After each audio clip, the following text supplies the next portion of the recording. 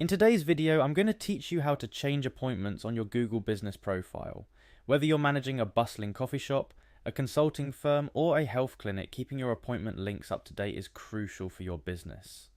Today, I'll guide you through the simple process of updating your appointment URL on your Google Business profile, making sure your customers can always book time with you hassle-free. Let's kick things off by heading over to Google Business Profile.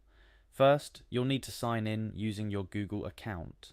This is the account associated with your business. If you're managing multiple businesses, make sure you're signed into the right one to avoid any mix-ups. Once you're signed in, navigate to your business profile. You'll typically find this on the Google Business Profile dashboard. If you're managing more than one business, you'll see a list of them here. Click on the name of the business for which you want to change the appointment URL. The next page you'll see should display various aspects of your business profile management.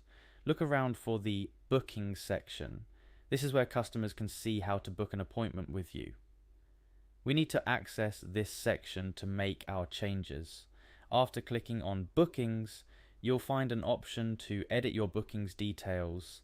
It might be a small pencil icon or simply an edit button depending on the interface updates. Click on this to proceed. Now, this is where you'll need to have your new booking URL ready.